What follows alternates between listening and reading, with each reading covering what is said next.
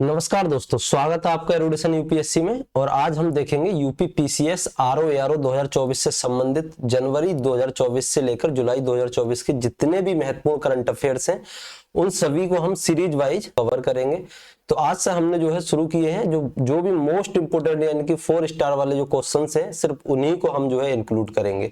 तो उत्तर प्रदेश की आगामी जितनी भी परीक्षाएं हैं, चाहे यूपीएसआई हो, यूपी पुलिस का एग्जाम हो या एसएससी से संबंधित पैट, बैंक, रेलवे जितने भी एग्जाम हैं उन सभी के लिए ये वीडियो काफी इंपोर्टेंट होने वाली है। तो चलिए शुरू करते हैं। देखिए, पहला हमारा क्वेश्चन है, यूनेस्को विश्व धरोहर समिति के 46वें सत्र की मेजबानी कौन करेगा? चीन, जापान, सऊदी अरब या फिर भारत? देखिए, यूनेस्को विश्व धरोहर समिति के 46वें सत्र की जो बैठक है ये जो है भारत में, इसकी जो मेजबानी करेगा भारत करेगा। और इसका आयोजन होगा, इसका जो आयोजन है ये होगा नई दिल्ली में।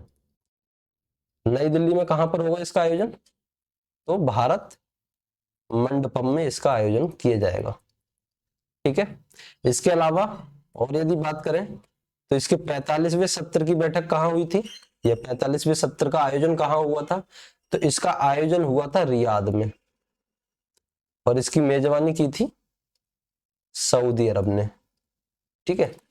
तो सऊदी अरब के रियाद में इसका आयोजन हुआ था 45वें सत्र का। ये 2023 में इसका आयोजन किया गया था और ये 2024 में। इसके अलावा यदि और हम बात करें यूनेस्को की, तो यूनेस्को एक सूची जारी करता है विश्व धरोहर स्थलों की। विश्व धरोहर स्थलों की सूची जारी करता है। तो विश्व धरोहर स्थलों की सूची में भारत के अब तक कुल 42 स्थल शामिल हैं, जिनमें 42वां जो स्थल है वो है होयसल मंदिर समूह। होयसल मंदिर समूह यह है कर्नाटक में स्थित है। इसके अलावा 41वां जो स्थल था वो है शांति निकेतन। शांति निकेतन आश्रम, इसको जो है विश्व धरोहर स्थल की सूची में शामिल किया गया है और ये पश्चिम बंगाल में स्थित है। पश्चिम बंगाल में। इसके अलावा अभी हाल फिलहाल में जून में यूनेस्को ने साहित्य शहर के रूप में एक शहर को नामित किया है, जो कि भारत का पहला शहर भी है। 4 स्टार क्वेश्चन है ये। यूनेस्को ने साहित्य शहर, सिटी ऑफ लिटरेचर, साहित्य शहर के रूप में नामित किया है। तो ये भारत का पहला शहर होने वाला है। ये है कोझिकोड। कोझिकोड केरल का शहर है। ठीक है, और काफी इंपोर्टेंट है। तो सिटी ऑफ लिटरेचर के रूप में किसे घोषित किया है यूनेस्को ने? तो कोझिकोड को किया है। ठीक है। तो हमने इसमें क्या क्या देखा? देखिए, 46वें सत्र की बैठक भारत में होगी, नई दिल्ली भारत मंडपम में इसका आयोजन किया जाएगा। इसके अलावा यदि हम बात करें, इसका आयोजन नई दिल्ली में होगा। 45वें सत्र का जो आयोजन है वो रियाद में हुआ था, सऊदी अरब। और विश्व धरोहर स्थलों की यदि बात करें तो होयसल मंदिर समूह 42वां जो लेटेस्ट है, होयसल मंदिर समूह को विश्व धरोहर स्थलों की सूची में शामिल किया गया था, कर्नाटक में स्थित है।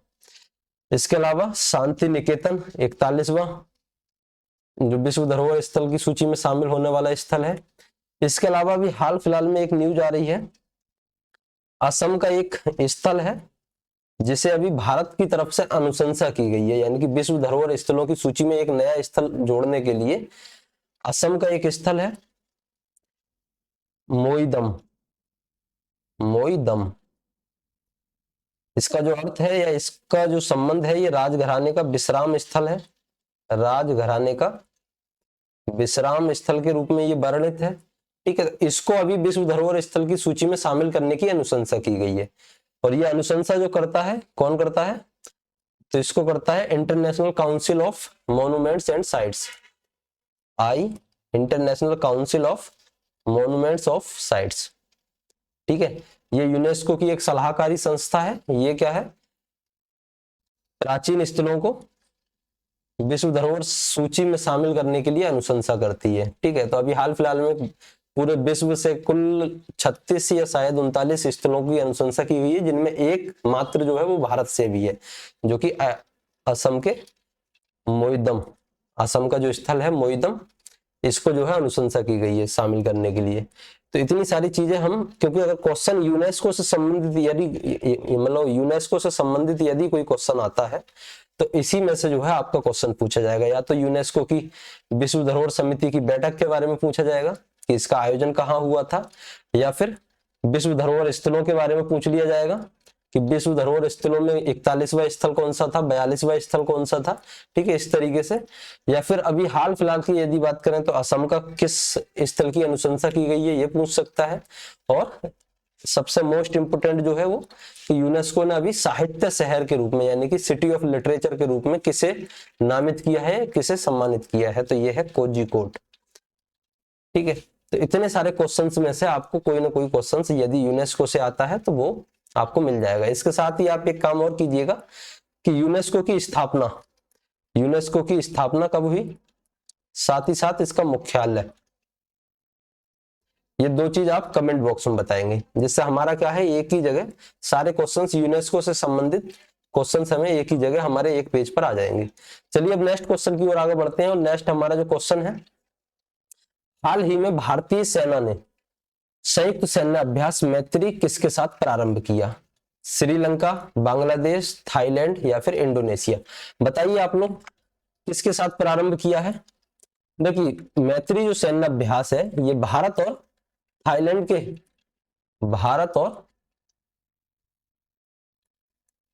थाईलैंड की सेना के बीच आयोजित होता है।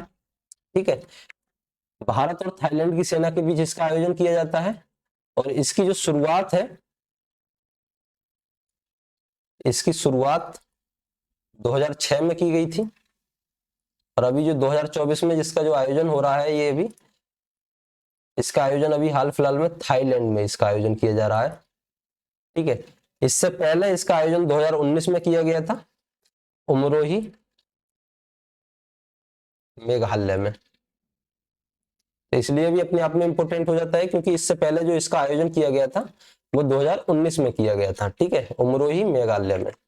इसके अलावा यदि हम कुछ और महत्वपूर्ण सैन्य अभ्यास की बात करें जो कि एग्जाम की दृष्टि से काफी इंपोर्टेंट है, उनमें से आता है आपका जैसे संप्रीति है, मित्र शक्ति है, सिलाइनेक्स है, वज्र प्रहार है, युद्ध अभ्यास है। ठीक है, जैसे मित्र शक्ति है, बताइए आप लोग कमेंट बॉक्स में किस किस के बीच होता है। सिलाइनेक्स है, सिलाइनेक्स, वज्र प्रहार है, युद्ध अभ्यास है। देखिए मित्र शक्ति जो है ये भारत और श्रीलंका के बीच इसका आयोजन किया जाता है। इसके अलावा सिलाइनेक्स का, इसका भी भारत और श्रीलंका के बीच इसका आयोजन किया जाता है। वज्र प्रहार जो है ये भारत और यूएसए के बीच इसका आयोजन किया जाता है। वज्र प्रहार का भारत और यूएसए के बीच इसका आयोजन किया जाता है। भारत और युद्ध अभ्यास, ये भी भारत और यूएसए के बीच इसका आयोजन होता है। इसके अलावा और एक इंपोर्टेंट है संप्रीति, इसका अभ्यास भारत और बांग्लादेश, भारत और बांग्लादेश की सेनाओं के बीच इसका अभ्यास होता है, ये संयुक्त सैन्य अभ्यास। इसके अलावा कुछ और सैन्य अभ्यास की यदि बात करें, जैसे कोप इंडिया है, गरुण शक्ति है, वरुण अभ्यास है। जैसे कोप इंडिया,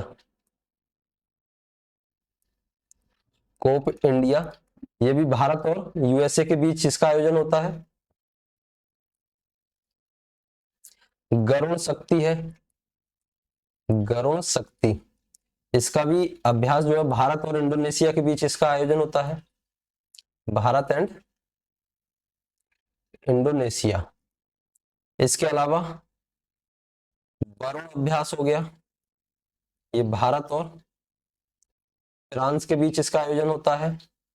एक गरुण है, गरुण, देखिए ये गरुण शक्ति है और ये सिर्फ गरुण अभ्यास है। ठीक है, तो ये भारत और फ्रांस के बीच होता है, भारत और फ्रांस के बीच इसका आयोजन होता है। इसके अलावा समुद्र शक्ति, समुद्र शक्ति, इसका भारत और इंडोनेशिया के बीच इसका आयोजन होता है।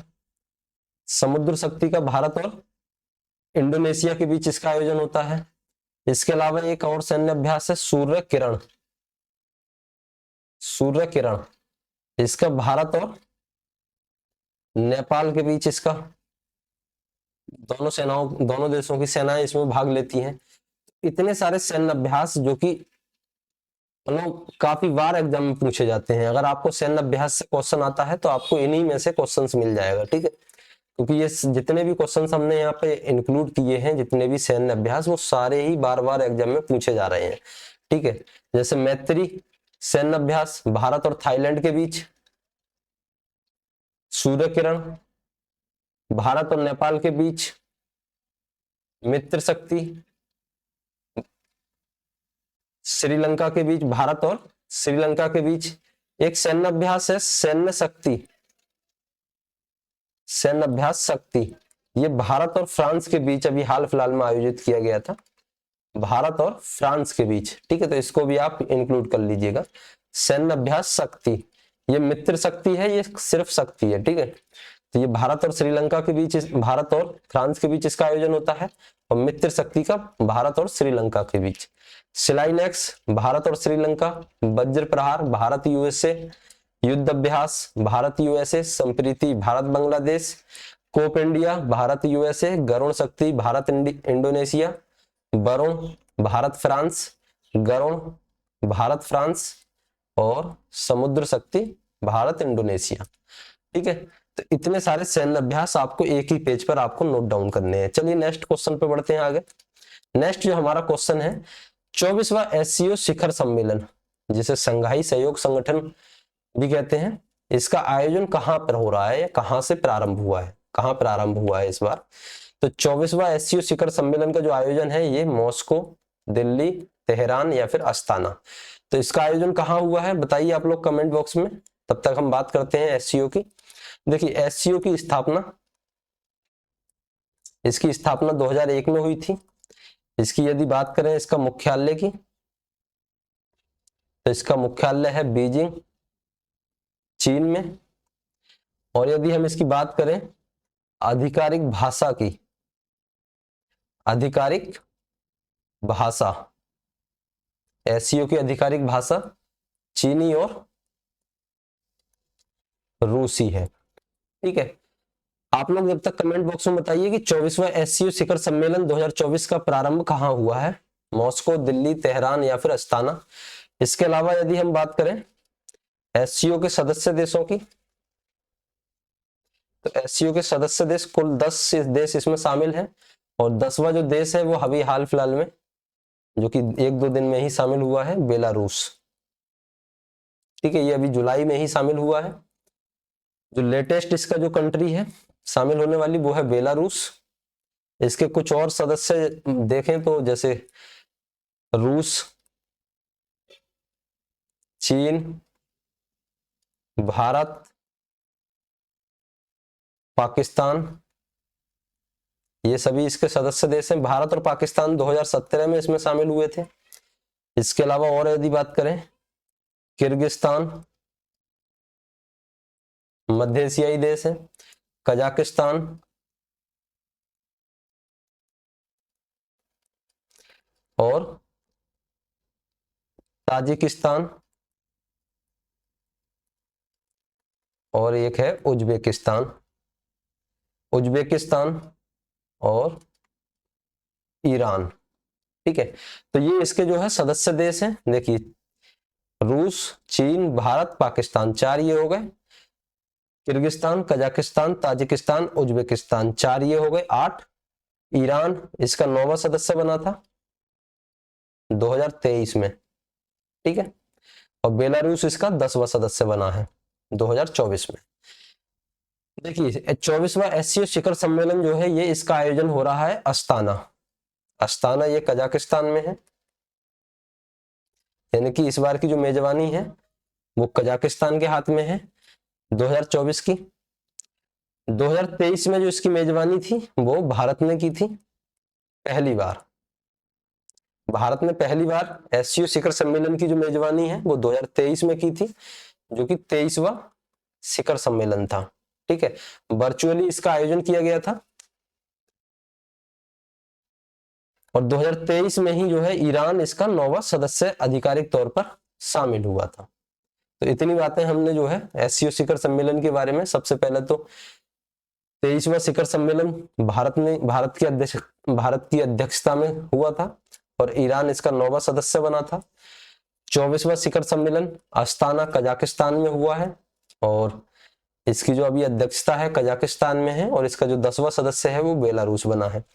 इसके अलावा भारत और पाकिस्तान 2017 में इसमें शामिल हुए थे और 2017 का जो शिखर सम्मेलन था वो भी अस्ताना में ही हुआ था। ठीक है, तो अस्ताना शिखर सम्मेलन में ही भारत और पाकिस्तान शामिल हुए थे। इसके अलावा रूस, चीन, भारत, पाकिस्तान ये इसके सदस्य देश हैं। Belarus, Kyrgyzstan, Kazakhstan, Tajikistan, Uzbekistan ये सभी इसके जो है सदस्य देश हैं। स्थापना इसकी 2001 में हुई थी। मुख्यालय बीजिंग चीन में है और आधिकारिक भाषा जो है इसकी ये चीनी और रूसी है।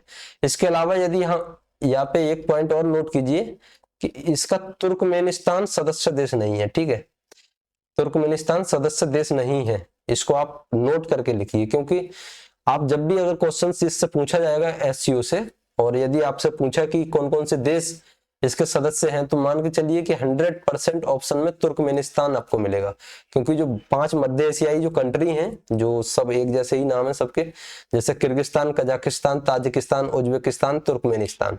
अब इन्हीं में से जो है 3 यहाँ से दे देगा, किर्गिस्तान, कजाकिस्तान, ताजिकिस्तान, और एक इधर से चिपका देगा और पूछ लेगा कि कौन इसमें शामिल नहीं है। ठीक है, तो हम लोग जो है इसको पहले से ही नोट डाउन करके चलें ताकि जो है एग्जाम में हमारी गलती ना हो। चलिए नेक्स्ट क्वेश्चन देखते हैं। हाल ही में भारतीय सेना ने संयुक्त सैन्य अभ्यास नोमैडिक एलिफेंट किसके साथ प्रारंभ किया है?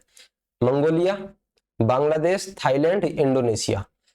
भारतीय सेना ने संयुक्त सैन्य अभ्यास नोमैडिक एलिफेंट ये भारत और मंगोलिया की सेना के बीच आयोजित होता है। इसका जो सही आंसर होगा ऑप्शन ए हो जाएगा। ये इसका जो है 16वां संस्करण था, 16वां संस्करण था। इसका आयोजन जो है इसका उमरोई मेघालय में इसका आयोजन किया जा रहा है।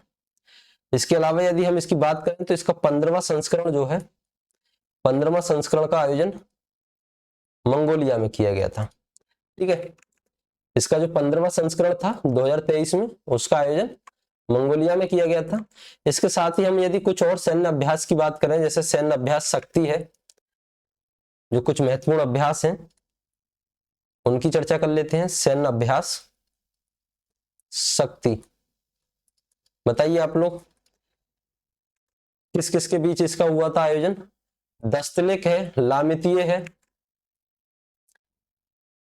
दस्तलिक 2024 ये अभी हाल फिलहाल में ही हुए हैं। लामितीय 2024 इसका आयोजन कहाँ हुआ है? किस किस देश की सेनाएं इसमें भाग लेती हैं? इसके अलावा यदि बात करें टाइगर ट्रायम्फ है, टाइगर ट्रायम्फ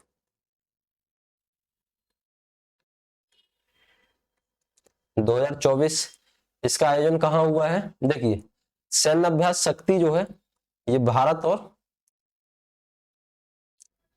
फ्रांस की सेनाओं के बीच हुआ है। भारत और फ्रांस की सेनाओं के बीच उमरोही मेघालय में इसका आयोजन किया गया है। उमरोही मेघालय में इसका आयोजन हुआ है अभी हाल फिलहाल में मई में। दस्तलिक जो है ये भारत और उज्बेकिस्तान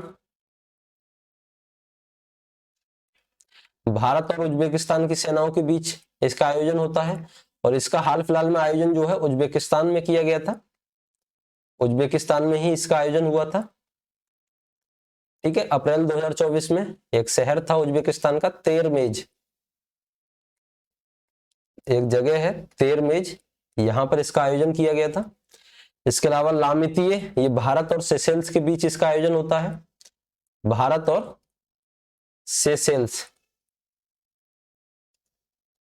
भारत और सेशेल्स के बीच इसका आयोजन हुआ है और इसका आयोजन कहाँ हुआ है? तो ये सेशेल्स में ही इसका आयोजन हुआ है अभी मार्च 2024 में। टाइगर ट्रायम्फ जो है ये भारत और अमेरिका के बीच इसका आयोजन होता है। भारत और अमेरिका की सेनाएं इसमें भाग लेती हैं और इसका जो आयोजन है ये भारत में काकीनाडा एक जगह है, काकीनाडा भारत में इसका आयोजन हुआ है। इसके अलावा यदि और कुछ सैन्य अभ्यासों की बात करें, जैसे समुद्र लक्ष्मण है, समुद्र लक्ष्मण ये सैन्य अभ्यास है, इसका आयोजन भारत और मलेशिया की सेना के बीच इसका आयोजन होता है। भारत और मलेशिया की सेना इसमें भाग लेती हैं और इसका आयोजन जो है अभी फरवरी 2024 में विशाखापत्तनम में इसका आयोजन किया गया। इसके अलावा यदि बात करें सदा तंसीक, सदा तंसीक यहां पर हम लिखते हैं इसको सदा तंसीक, इसका आयोजन भारत और सऊदी अरब की सेना के बीच होता है। सऊदी अरब और भारत की सेनाएं इसमें भाग लेती हैं। इसका आयोजन राजस्थान में किया गया था। ठीक है, ये फरवरी 2024 में ही शायद इसका आयोजन किया गया था। इसके अलावा यदि बात करें धर्म गार्जियन, धर्म गार्जियन या धर्म संरक्षक, धर्म गार्जियन एक सैन्य अभ्यास है। इसका आयोजन भारत और जापान की सेनाओं के बीच और इसका आयोजन हुआ था राजस्थान में। भारत और जापान की सेनाओं के बीच इसका आयोजन होता है और अभी हाल फिलहाल में इसका आयोजन राजस्थान में इसका आयोजन किया गया था। तो हमने कुछ सारे सैन्य अभ्यास पिछले क्वेश्चन में देखे थे और 8 से 10 सैन्य अभ्यास लगभग हमने इस क्वेश्चन में देख लिए। और मैं गारंटी के साथ कह सकता हूं यदि सैन्य अभ्यास से आपको 1 या 2 क्वेश्चंस तो हमेशा किसी भी एग्जाम में, चाहे यूपी पीसीएस का हो या आरओ या फिर आप कोई भी one day exam UP police, UPSI या एसएससी कोई भी एग्जाम दे रहे हैं, तो संयुक्त सैन्य अभ्यासों से क्वेश्चन आपको मिलता ही है। और यदि कोई भी क्वेश्चन आएगा तो 100% इन्हीं 20 से 25 जो सैन्य अभ्यास है इन्हीं में से आपको आ जाएगा। और इनको याद करने का बेस सिंपल सा तरीका है कि जो भारत में हुए हैं उनको एक साथ लिख लीजिए और जो भारत से बाहर हुए हैं उनको एक साथ लिख लीजिए। साथ ही साथ कुछ 2 से 4 बार उनको रिवीजन कीजिएगा तो याद हो जाएंगे। जैसे सैन्य अभ्यास शक्ति है, ये भारत फ्रांस में हुआ है। इसके अलावा फ्रांस में और कौन कौन से हमने पिछले क्वेश्चन में देखे थे, जैसे गरुण हुआ है, वरुण भारत और फ्रांस की सेनाओं के बीच होता है। दस्तलिक उज्बेकिस्तान में भारत और उज्बेकिस्तान की सेना के बीच होता है। लामितीय भारत और सेशेल्स के बीच होता है। टाइगर ट्रायम्फ भारत और अमेरिका के बीच होता है। वज्र प्रहार भी भारत और अमेरिका के बीच सेना मतलब होता है। और युद्ध अभ्यास भी भारत और अमेरिका की सेनाओं के बीच होता है। तो ये सब जो है, जैसे जो जो एक ही जिनमें मतलब दोनों सेनाएं सेम भाग ले रही हैं उनको एक साथ लिख लीजिए ताकि जो है याद करने में भी आसानी रहे। समुद्र लक्ष्मण है, इसमें भारत और मलेशिया की सेनाएं भाग लेती हैं। इसका आयोजन विशाखापत्तनम में किया गया था। इसके अलावा धर्म गार्जियन भारत और जापान की सेनाएं भाग लेती हैं। सदा तंसीक भारत और सऊदी अरब के बीच हुआ है। ठीक है, और नोमैडिक तो भारत और मंगोलिया के बीच होता ही है। तो इतने सारे सैन्य अभ्यास हमने 2 क्वेश्चन में कवर कर लिया। मुझे नहीं लगता कि अब जैसे जैसे कुछ और सैन्य अभ्यास रहेंगे उनको हम आगे की वीडियो में कवर करते जाएंगे। ठीक है, हमारा जो टारगेट है ना कि अभी हाल फिलहाल के क्वेश्चंस भी आपके कवर होते जाए। जो जुलाई, जैसे अभी जुलाई में चल रहा है तो अभी जुलाई के भी क्वेश्चंस, जून के भी, मई, अप्रैल और जितने भी जनवरी 2024 तक के आपके जितने भी महत्वपूर्ण क्वेश्चंस है उन सभी क्वेश्चंस को एक ही एक जगह शामिल कर लिया जाए, ताकि ऐसा ना हो कि कोई भी क्वेश्चंस मान के चलिए कि अब ये सैन्य अभ्यास अलग अलग महीने में हुए हैं सभी, अब इनको आप हर महीने के अलग अलग आप पढ़ेंगे, लेकिन अब यहाँ पर आपने सभी सैन्य अभ्यासों को एक साथ पढ़ लिया। इसी तरीके से हम कोशिश करेंगे कि जो भी क्वेश्चंस इंपोर्टेंट है उन सभी क्वेश्चंस को इंक्लूड करके एक ही जगह आपको प्रोवाइड कर दिया जाए, ताकि जो है आपको बार बार इधर उधर भागने की या इधर उधर खोजने की दिक्कत ना हो। चलिए नेक्स्ट क्वेश्चन की ओर आगे बढ़ते हैं। और नेक्स्ट क्वेश्चन है हमारा, हाल ही में न्यू स्पेस इंडिया लिमिटेड ने स्पेस मैत्री मिशन के तहत किस देश के ऑप्टिमस उपग्रह को लॉन्च करने की घोषणा की है? जापान, न्यूजीलैंड, ऑस्ट्रेलिया या फिर ब्राजील? तो न्यू स्पेस इंडिया लिमिटेड ने जो है हाल ही में ऑप्टिमस उपग्रह को लॉन्च करने की घोषणा की है और ये ऑप्टिमस उपग्रह जो है ये है ऑस्ट्रेलिया का। ठीक है, ऑप्टिमस उपग्रह जो है ये ऑस्ट्रेलिया का उपग्रह है और न्यू स्पेस इंडिया लिमिटेड जो है ये इसरो की वाणिज्य शाखा है। इसरो की वाणिज्यिक शाखा है। इसको 2019 में इसरो में शामिल किया गया था। इसके अलावा इसरो की वाणिज्यिक शाखा एक और है, उसका भी आप ध्यान रखिए, एंट्रिक्स, ये भी इसरो की वाणिज्यिक शाखा है। और NSIL यानी NSIL new space India limited, ये भी जो है इसरो की वाणिज्यिक शाखा है। ठीक है, इसके अलावा यदि हम जब इसरो की बात हो रही है तो इसरो की भी कुछ चर्चा कर लेते हैं। जैसे इसरो की स्थापना कब हुई थी और इसरो का मुख्यालय कहाँ है। तो इसरो की स्थापना हुई थी 15 अगस्त 1969 को। 15 अगस्त 1969 को इसकी स्थापना हुई थी और इसका जो मुख्यालय है वो है बेंगलुरु, कर्नाटक। बेंगलुरु कर्नाटक में इसका मुख्यालय है। इसके साथ ही अभी हाल ही में इसरो का जो प्रमुख मिशन है उनकी भी थोड़ा सा चर्चा कर लेते हैं हमारी स्पेस एजेंसी से संबंधित। जैसे चंद्रयान 3 को आप लोग बताइए किस रॉकेट के माध्यम से इसको लॉन्च किया गया था। तो LBM 3rd रॉकेट के माध्यम से चंद्रयान 3 मिशन को जो है लॉन्च किया गया था और इसके जो लैंडर था उसका नाम था विक्रम, जो 23 अगस्त 2023 को चंद्रमा के दक्षिणी ध्रुव पर, साउथ पोल पर लैंडिंग की थी। सॉफ्ट लैंडिंग की थी और इस जिस स्थल पर सॉफ्ट लैंडिंग की थी इस स्थल का नाम जो है प्रधानमंत्री मोदी जी ने शिव शक्ति पॉइंट दिया था। ठीक है, शिव शक्ति पॉइंट। और अब इसको आधिकारिक मान्यता भी मिल गई है, इस स्थल को अब आधिकारिक मान्यता भी दे दी गई है। इसके अलावा यदि हम और बात करें इसकी, तो आदित्य L1 एक सौर मिशन है। आदित्य L1 जो कि परीक्षा के लिए, देखिए ये क्वेश्चंस पुराने हैं लेकिन यदि चंद्रयान 3, क्योंकि अभी इतना भी पुराना नहीं है कि आपसे क्वेश्चन पूछा नहीं जाए। ठीक है, क्योंकि क्वेश्चंस कहीं से अगर चंद्रयान 3 से आप डायरेक्टली ये तो क्वेश्चन पूछेगा नहीं कि चंद्रयान 3 कब लॉन्च हुआ, क्या हुआ, ये सब थोड़ा सा कुछ ना कुछ, जैसे शिव शक्ति पॉइंट है इससे संबंधित क्वेश्चन पूछ लेगा, या इसकी सॉफ्ट लैंडिंग कब हुई अभी हाल फिलहाल, मतलब सॉफ्ट लैंडिंग करने में कौन सा देश, भारत कौन से नंबर पर आ गया है, या किस रॉकेट के माध्यम से इसको लॉन्च किया गया था। तो ये सभी जो है ऐसी चीजें हैं जिसको पूछा जा सकता है क्योंकि एक सफल लैंडिंग थी। ठीक है, इसके अलावा आदित्य L1 ये की जो कि बहुत काफी ज्यादा महत्वपूर्ण मिशन है क्योंकि भारत का पहला सौर मिशन है, भारत का पहला सौर मिशन है, इसलिए ये अपने आप में इंपॉर्टेंट हो जाता है। और ये क्या किया करेगा, तो ये सूर्य के बाहरी भाग जो होता है, बाहरी वायुमंडल, उसका अध्ययन करेगा। जिससे हम जो सूर्य का बाहरी भाग होता है, जैसे ये सूर्य है तो इसका जो बाहरी क्षेत्र होगा इसका जो अध्ययन करेगा। और इसको जो बाहरी भाग को क्या कहते हैं, बाहरी वायुमंडल को कोरोना, सौर कोरोना भी इसको कहा जाता है। ठीक है, तो ये अभी हाल फिलहाल में आदित्य L1 जो है ये 2023 में लॉन्च किया गया था और इसकी जो लॉन्चिंग की गई थी वो PSLV C57 रॉकेट के माध्यम से इसकी लॉन्चिंग की गई थी।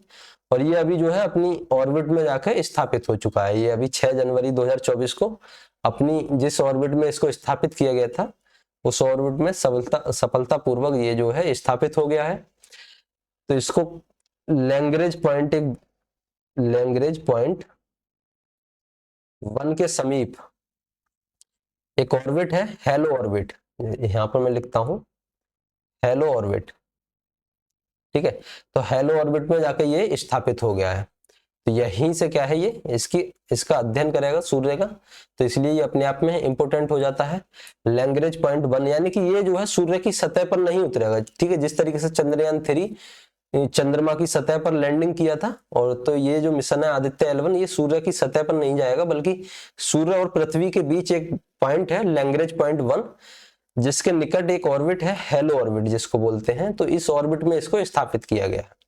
ठीक है, चलिए अब नेक्स्ट क्वेश्चन की ओर आगे बढ़ते हैं। नेक्स्ट हमारा जो क्वेश्चन है, अंतरराष्ट्रीय बुकर पुरस्कार 2024 से सम्मानित होने वाली पहली जर्मन लेखिका कौन है?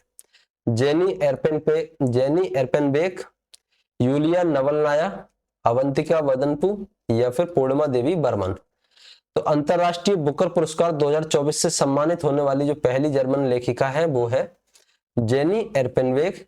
और इस बार जो है अंतरराष्ट्रीय बुकर पुरस्कार ये 2 लोगों को दिया गया था, एक तो जेनी एर्पेनबेक, एक माइकल हॉफमैन। ये जो है जर्मन, ये भी जर्मन है और ये जर्मन अनुवादक है। ठीक है, और जेनी एर्पेनवेग ये जर्मनी की पहली महिला लेखिका हैं, ठीक है, पहली जर्मन लेखिका हैं जिन्हें ये अंतर्राष्ट्रीय बुकर पुरस्कार मिला है। चलिए, तो इसके बारे में कुछ ज्यादा जानकारी इसके अलावा कुछ ज्यादा पूछेगा नहीं, क्योंकि यही काफी है, फैक्चुअल क्वेश्चन है। इसके अलावा नेक्स्ट देखते हैं, हालांकि इंपोर्टेंट बहुत है, ठीक है, इंपोर्टेंस इसकी काफी है, 4 स्टार क्वेश्चन है, लेकिन इसके बारे में ज्यादा जानकारी, इसके बारे में स्थापना, ये सब चीजें, ये सब ज्यादा नहीं पूछता, ये डायरेक्टली पूछ लेगा किसे सम्मानित किया गया था और ये जो है कहाँ से निवासी हैं, इसके बारे में देश पूछ लेगा कहाँ के निवासी हैं, और नाम पूछ लेगा किस व्यक्ति को सम्मानित किया गया था। ऑक्सफोर्ड, नेक्स्ट हमारा क्वेश्चन है, ऑक्सफोर्ड इकोनॉमिक्स के पहले वैश्विक शहर सूचकांक में शीर्ष स्थान किस शहर को मिला है? तो पहला वैश्विक शहर सूचकांक है, इसलिए काफी इंपोर्टेंट है, और ये किसे ने जारी किया है? तो ऑक्सफोर्ड इकोनॉमिक्स का, ये ऑक्सफोर्ड इकोनॉमिक्स ने इसको जारी किया है। तो इसमें जो शीर्ष देश, वो शीर्ष शहर है वो है न्यूयॉर्क, दूसरे स्थान पर है लंदन, और तीसरे स्थान पर रहा है इसमें सेंट जोस, ठीक है। तो ये 3 शहर हैं जो कि शीर्ष स्थान पर रहे हैं, तो इसका सही आंसर हो जाएगा न्यूयॉर्क। जारीकर्ता कौन है? Oxford economy.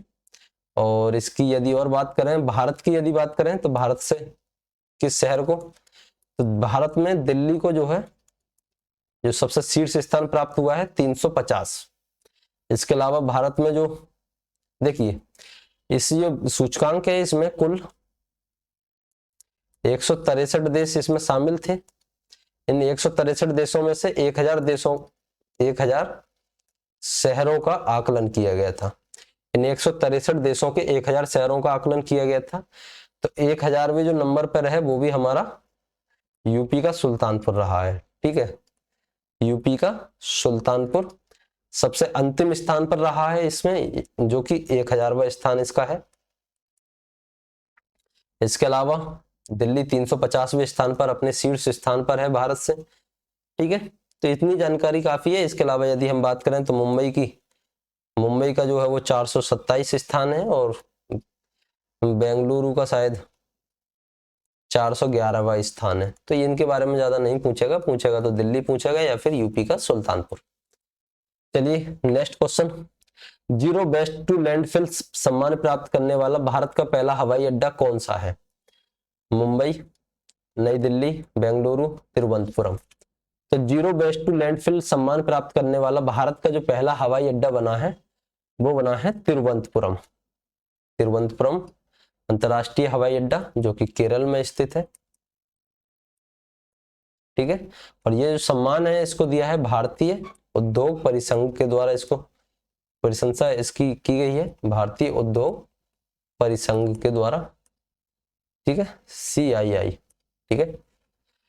तो इसके द्वारा इसकी जो है प्रशंसा की गई है, मतलब इसको सम्मानित किया गया है zero waste to landfill award से। चलिए नेक्स्ट क्वेश्चन की ओर आगे बढ़ते हैं। नेक्स्ट हमारा जो क्वेश्चन है, खगोल विज्ञान में प्रतिष्ठित 100 पुरस्कार के लिए किसे चुना गया है? Ruskin Bond, Jenny Erpenbeck, Shrinivas Kulkarni या आलोक शुक्ला। तो ये जो 100 पुरस्कार है, इसको, ये काफी इंपोर्टेंट पुरस्कार है, इसको पूर्व का नोबेल भी कहा जाता है, ठीक है, पूर्व का नोबेल भी कहा जाता है इसको। तो खगोल विज्ञान में प्रतिष्ठित 100 पुरस्कार जो है ये मिला है श्रीनिवास कुलकर्णी को, जो कि भारतीय मूल के अमेरिकी वैज्ञानिक है, यानी कि भारतीय अमेरिकी मूल के वैज्ञानिक हैं। इनको खगोल विज्ञान में 100 पुरस्कार के लिए इनको सम्मानित किया गया है। चलिए नेक्स्ट हमारा जो क्वेश्चन है, पहली एशियाई रिले चैंपियनशिप कहां आयोजित हुई है?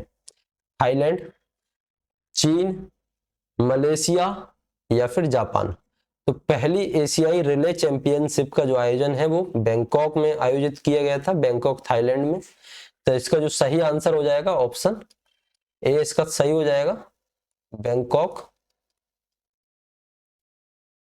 थाईलैंड में इसका आयोजन किया गया था। और इस पहली एशियाई रिले मतलब चैंपियनशिप में भारतीय एथलेटिक दल ने 3 पदक प्राप्त, मतलब 3 पदक जीते, जिनमें से एक स्वर्ण पदक था और 2 रजत पदक जीते। ठीक है, तो 3 पदक जो है भारतीय टीम ने, भारतीय एथलेटिक दल ने जो है जीते हैं इसमें। तो पहली एशियाई रिले चैंपियनशिप का जो आयोजन है ये बैंकॉक थाईलैंड में इसका आयोजन किया गया था। चलिए इसके अलावा हम देखते हैं आज का अंतिम क्वेश्चंस जो आपको बताना है कमेंट बॉक्स में। यह है यूके के महिला सशक्तिकरण पुरस्कार अमल क्लूनी से सम्मानित ई रिक्शा चालक आरती का संबंध कहां से है। काफी इंपोर्टेंट क्वेश्चन है, इसका आंसर आप दीजिएगा कमेंट बॉक्स में। और आज के जितने भी क्वेश्चंस आपको कैसे लगे, क्या क्वेश्चंस का हमारा लेवल कैसा है, आप लोग बताइए कमेंट बॉक्स में, क्योंकि आप ही जो है वो इवेलुएट करेंगे चीजों को। और बताइए कि आगे हम और इसमें क्या चीजें और अपडेट कर सकते हैं, क्या कुछ और इसमें लेकर आ सकते हैं। तो वो सभी चीजें आप जो है कमेंट बॉक्स में बता सकते हैं। और यदि वीडियो अगर पसंद आता है तो चैनल को सब्सक्राइब करें और वीडियो को भी अपने दोस्तों के पास शेयर करें। चलिए मिलते हैं नेक्स्ट वीडियो में, तब तक के लिए धन्यवाद।